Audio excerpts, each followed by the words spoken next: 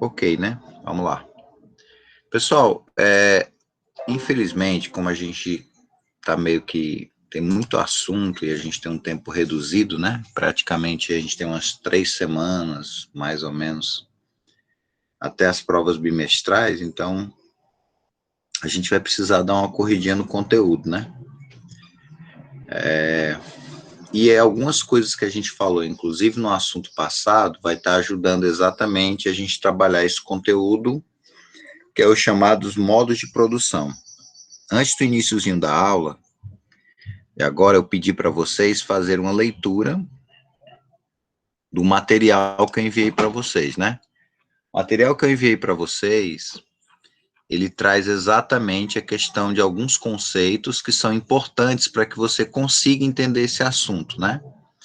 Entre os conceitos que foram colocados, por exemplo, a questão do que seria o chamado processo de produção, né? O trabalho, né? A força de trabalho, né? O próprio conceito de trabalho, né, do tipo qualificado e não qualificado, né, que eu até inclusive destaquei para vocês, o conceito de própria matéria-prima, coisas simples que vocês já deveriam ter, né, assim, de forma geral. Mas o que realmente vai interessar para nós, que é o assunto que a gente vai estar trabalhando, é o chamado modo de produção. Um dos conceitos que a gente trabalhou do Karl Marx foi o conceito de materialismo histórico. Quando a gente trabalhou a questão do materialismo histórico, a gente viu que Karl Marx ele tentava perceber a sociedade a partir da economia, a partir das relações econômicas, né? Ele percebe o dinamismo que acontece na própria sociedade em relação à questão da produção, né? E a partir dessas relações que acontecem de produção, ocorre a chamada dialética, que a gente viu que é exatamente essa interação contraditória entre grupos sociais, né? De um lado, um grupo que tem uma determinada perspectiva e objetivo, e do outro lado, outra que tem outro objetivo. Eles acabam se confrontando, e desse confronto acaba acontecendo a chamada mudança. A gente viu na aula que Karl Marx entendia que a história ela se modifica a partir dessa luta de classes que acontece na própria sociedade. Quando a gente trabalhar, por exemplo, a questão do conceito, da questão do socialismo, do modo de produção socialista, que vai estar dentro exatamente desse assunto que a gente vai estar trabalhando, a gente vai realmente entender o objetivo revolucionário de Karl Marx, né? Onde ele queria chegar com esse ideal de transpor esse modo de produção capitalista, né? E levar para um outro modo de produção alternativo, que seria um modo de produção, na concepção dele, melhor do que o modo de produção capitalista. Mas quando a gente fala de modo de produção, a gente precisa se perguntar o que é esse modo de produção, né? A gente consegue ver nessa imagem que a gente tem uma cena do filme do Charlie Chaplin, Tempos Modernos, né? E nesse filme a gente consegue perceber exatamente esse homem representando a questão do operário, né? E aqui é um símbolo do próprio trabalho dele, né? Então, o modo de produção é exatamente, tem tudo a ver com o que a gente tem aqui na nossa imagem, né? O funcionário, o operário, que ele é a força de produção, ele executando, utilizando a sua força, a sua energia vital para o trabalho, e o resultado disso é que ele vai produzir algo que vai servir para o consumo da sociedade, para mover a própria economia. A nossa economia, por exemplo, ela é movida a partir da produtividade, a produção, a distribuição e o consumo dos produtos, né? Na verdade, quase toda a nossa sociedade, ela vive para o consumo. Nós somos estimulados desde cedo a ser consumista. Consumir, a gente vai ter uma aula só, a gente vai ter algumas aulas sobre consumismo, e a gente vai estar vendo que o problema não é o mero consumo, o problema é o consumo exagerado, né? Porque há uma necessidade grande da gente consumir coisas, coisas que são necessárias para nós.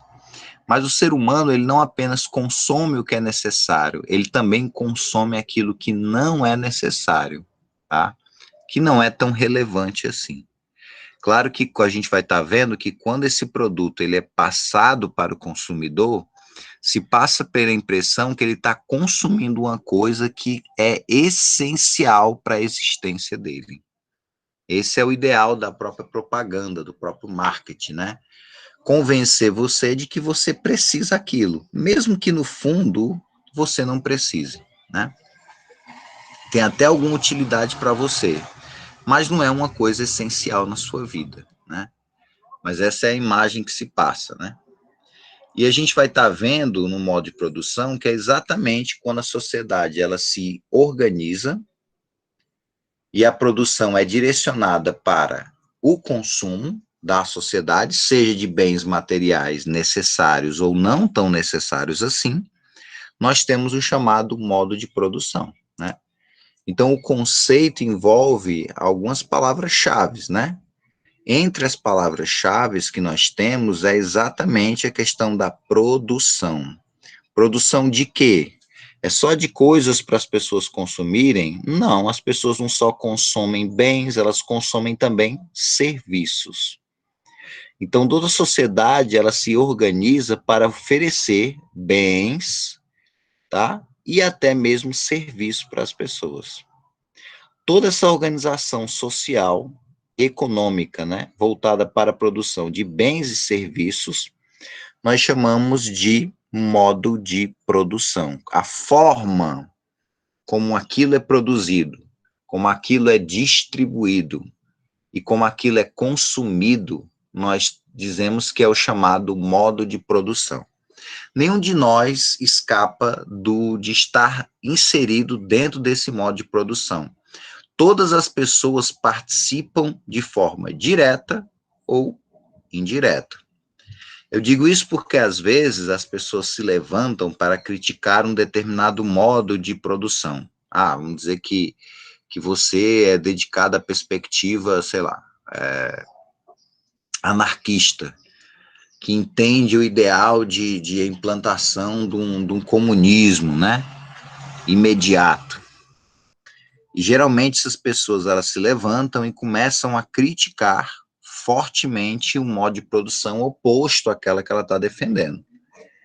Ela diz de todas as formas de que esse modo de produção é terrível, não presta, não funciona, e que ela não vai participar disto. E ela acaba se envolvendo aí em alguma coisa para simbolizar que ela não faz parte desse modo de produção, mas a verdade é que você não consegue escapar do modo de produção, tá?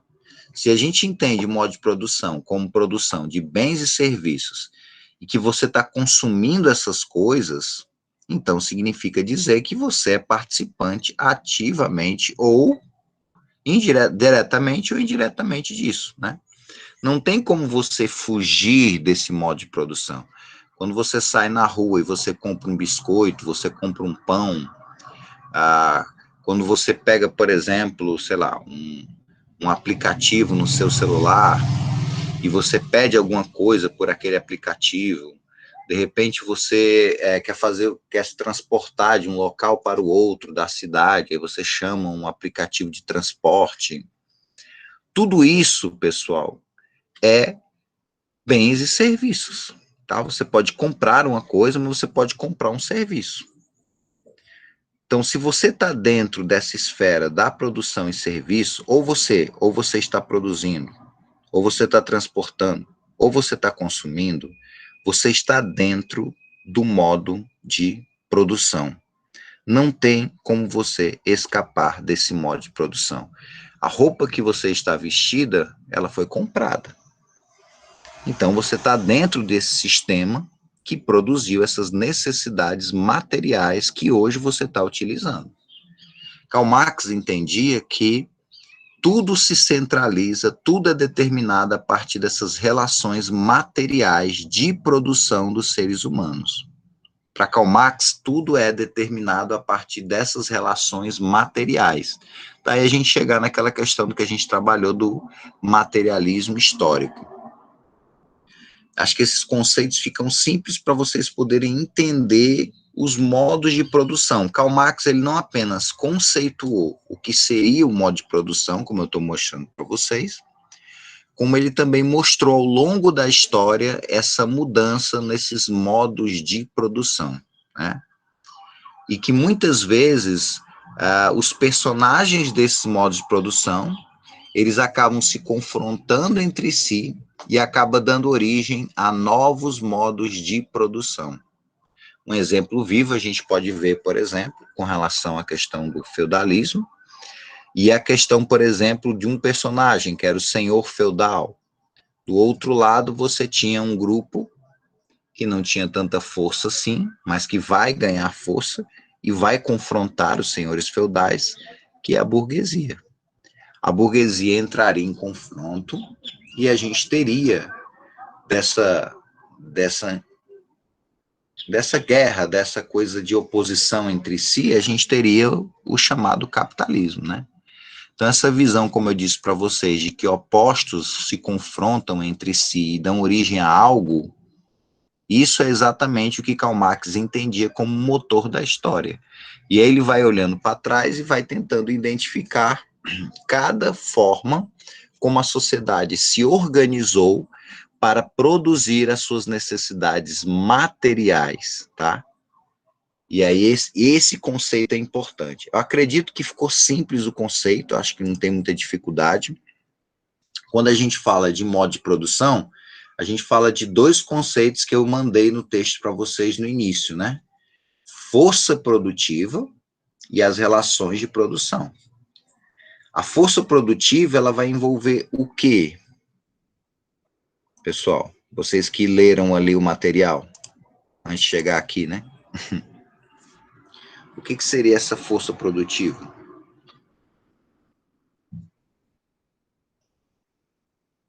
E aí, pessoal, vamos lá? Vocês podem participar aqui também pelo... Vocês podem também estar participando aqui pelo... Opa! Acho que o Davi não, respondeu foi outra coisa, né? E aí? Alguém tem alguma sugestão que seria esse conceito? Força produtiva? Mão de obra? Seria mão de obra? Pronto, vamos lá.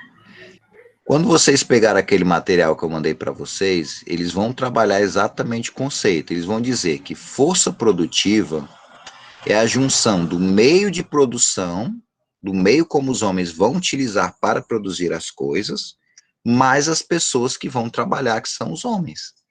Entendeu? Então, as forças produtivas é a junção do meio para produzir com as pessoas para produzir a coisa. Entendeu? Isso são as forças produtivas, tá? Em outras palavras, a força produtiva seria nada mais, nada menos que os homens, os trabalhadores, mais os instrumentos que eles vão utilizar para a produção, tá? É a junção dessas duas coisas, é a força produtiva. Vou dar um exemplo para você entender, tá? Eu preciso produzir carros que vão ajudar as pessoas a se locomover. Então, o que eu preciso para isso? Eu preciso pessoas para trabalhar e eu preciso ferramentas de trabalho para eles montarem esse carro, para eles produzirem esse carro, tá? Isso é uma força produtiva.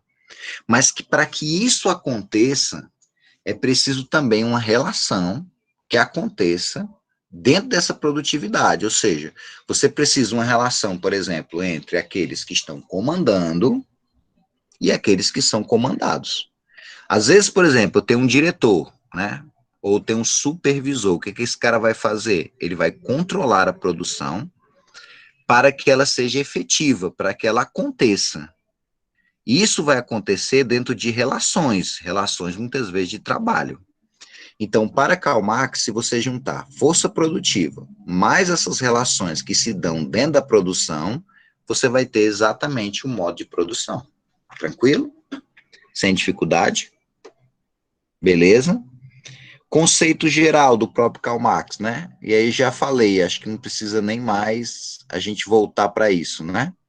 Então, a junção dessas duas coisas, a gente tem o chamado modo de produção, né? E o mais importante que a gente precisa entender é que isso é a base para as nossas vidas.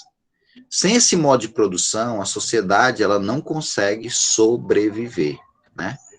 Primeiro, os seres humanos, a gente viu no início, nas primeiras aulas, de que eles precisam de um do outro para as coisas acontecerem.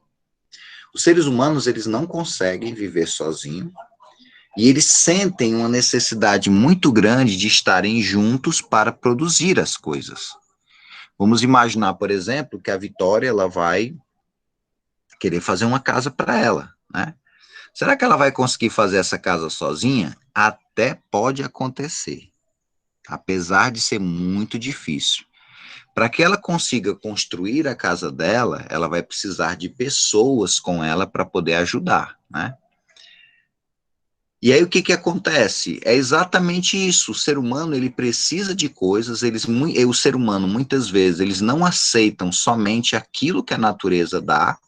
E o ser humano ele quer mexer com essa natureza, pegar aqui uma madeira ou sei lá, pegar o barro, fazer sei lá tijolos, não sei.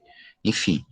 Então ele vai pegar, por exemplo, essa matéria-prima que vocês viram ali o conceito quando a gente trabalhou e eles vão trabalhar em conjunto em relações de trabalho, tá? Quando ela for, por exemplo, se ela vai construir a casa dela, ela está chamando pessoas para construir, ela vai muitas vezes assumir, muitas vezes a chefia. Ou de repente vamos imaginar que ela coloca o namorado dela, ou o futuro marido dela, para poder simplesmente ir lá e coordenar todos os trabalhos, né? Então, os seres humanos, eles sempre se unem para a produção dessas necessidades. Por exemplo, no caso da Vitória, tem uma necessidade vital, ela precisa de uma moradia, ou seja, é algo necessário. E para ela poder ter isso, ela vai precisar o quê? De pessoas. Não só pessoas, por exemplo, para executar o trabalho, mas ela vai precisar de outras pessoas, por exemplo, vamos imaginar que ela vai fazer uma casa com tijolos. Então ela vai precisar comprar tijolos, tijolos esses que foram produzidos por outras pessoas, entendeu?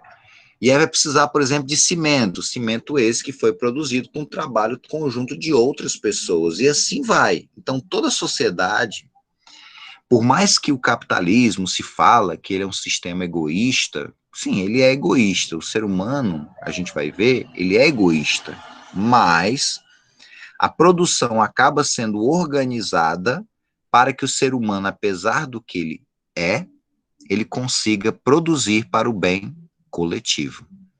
Às vezes o cara, por exemplo, ele está ali trabalhando, ele não está nem aí para ninguém, ele quer só ganhar o dinheiro dele e ele produziu tijolos que não vai beneficiar somente ele, vai beneficiar uma infinidade de outras pessoas. Tá? Então, nas relações de produção, sempre há alguma coisa para o benefício de uma coletividade, de alguma forma há. Às vezes o benefício ele é maior de acordo com cada tipo de produção. A gente vai ver modo de produção, como o socialista, em que há um interesse total desse modo de produção para que o benefício atinja de forma coletiva, de uma forma mais abrangente e de forma mais igualitária, né? Outros modos de produção, eles são mais excludentes, né? Eles são mais limitados. Nem todos conseguem se beneficiar de tudo aquilo que é produzido. O próprio exemplo disso é o próprio capitalismo. Às vezes você produz coisas que você não consome. Às vezes você tem um operário, o cara trabalha para produzir carros e ele ajuda a produzir vários carros, mas ele não tem condição de ter um carro, né? Então isso vai mudar de modo de produção para modo de produção. O que a gente vai estar trabalhando, então, é conhecer ao longo da história como as sociedades se organizaram para produzir as suas necessidades básicas. E aí a gente vai trabalhar o primeiro modo de produção hoje, que é o modo de produção primitivo, ou primitiva, né? Esse é o modo de produção dos homens pré-históricos, né? Esse modo de produção foi o modo de produção que mais perdurou entre os homens, né? Esse modo de produção marcou quase 2 milhões de anos da história humana, considerando aí a perspectiva evolucionista, né? Esse modo de produção, a gente vai estar vendo, é exatamente o que aconteceu antes da invenção da escrita, a chamada pré-história. A gente viu que nesse momento inicial, os seres humanos eles vão passar por dois momentos essenciais. Primeiro, eles vão ter um primeiro momento em que eles estão querendo sobreviver na natureza, e no início eles vão acabar tendo que descobrir como sobreviver, né? Inicialmente, os seres humanos vão perceber que não tem como eles sobreviverem sozinhos, eles precisam de uma coletividade, eles precisam trabalhar em grupo. Há essa necessidade essencial no ser humano, como a gente já trabalhou. No primeiro momento, esses seres humanos, eles como não tinham conhecimento técnico das coisas, eles não tinham muitas ferramentas, então eles ficavam muito à mercê de coisas do dia a dia. Por exemplo, vamos caçar um determinado animal, então eles vão utilizar instrumentos bem atrasados, né? Vão utilizar um pau, pedra, né? Sei lá, alguma coisa que tem em mãos para você poder caçar aquele determinado animal. Ele vai perceber que ele precisa caçar esse animal em grupo para que eles possam sobreviver, porque muitas vezes você matar um determinado animal, como por exemplo um bisão, por exemplo, ou de repente sei lá, no último caso, você vai ter que enfrentar um tigre dente de sabre, ou de repente você vai ter que matar um mamute. Então você precisa desse trabalho coletivo para que as coisas aconteçam. Então os seres humanos, eles sempre se unem com o objetivo de benefício da coletividade. No início, esses primeiros homens, como eles não tinham conhecimento da agricultura, eles acabavam tendo que sobreviver da caça. No início, eles não vão ter o hábito de criar animais, né? Esse hábito de criar animais vai vir posteriormente. Eles chegavam dentro de determinada região, consumiam os animais daquela região, coletavam as frutas. Quando acabavam, eles se deslocavam para outro canto. Então, eles viviam uma vida nômade, tá? Sempre indo de um lado para o outro, né? E aí, claro que tudo que eles produziam nesse primeiro momento, eles distribuíam para todos, muitas vezes de forma igualitária.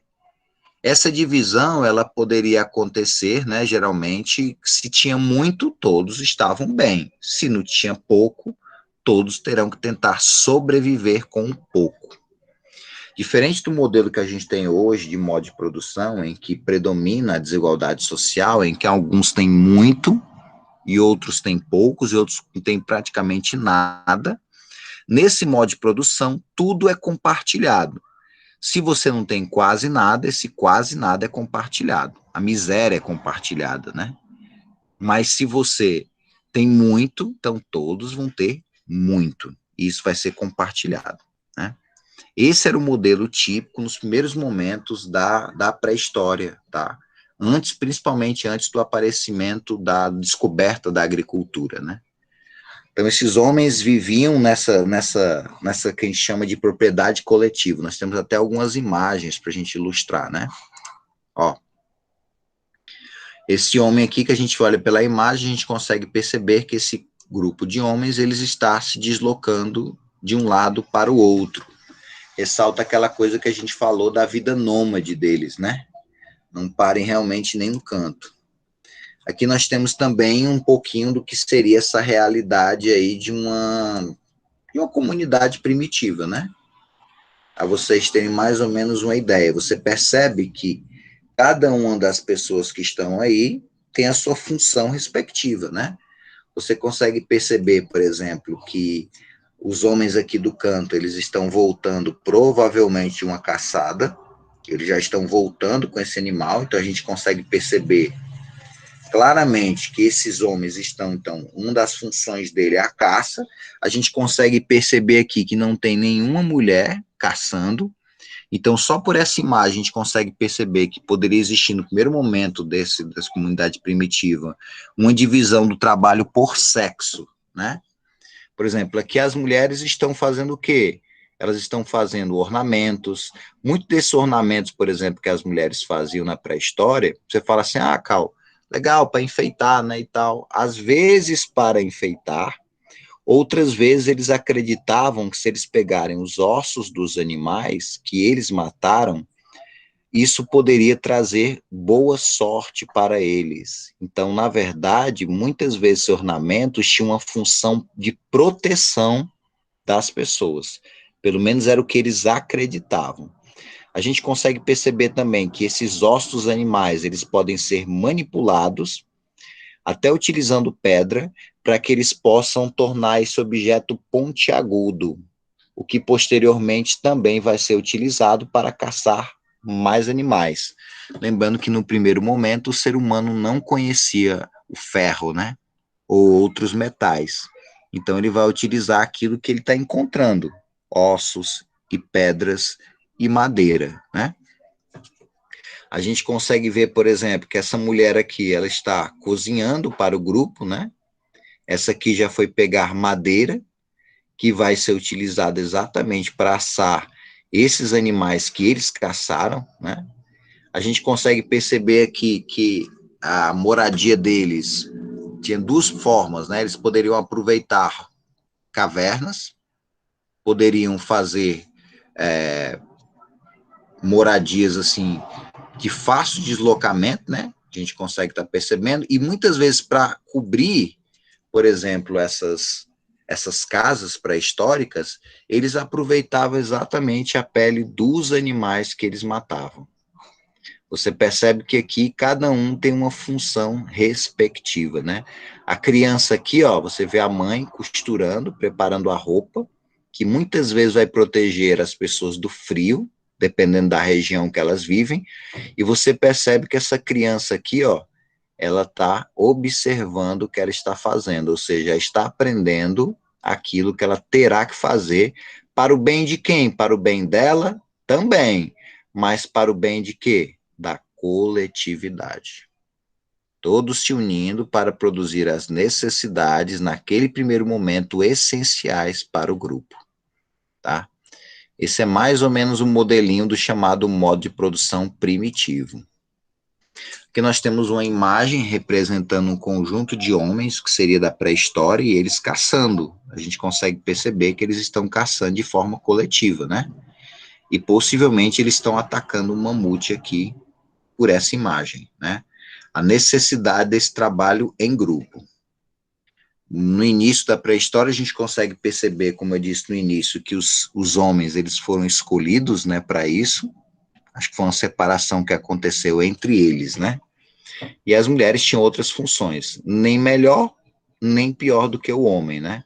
Porque o objetivo era a sobrevivência na coletividade.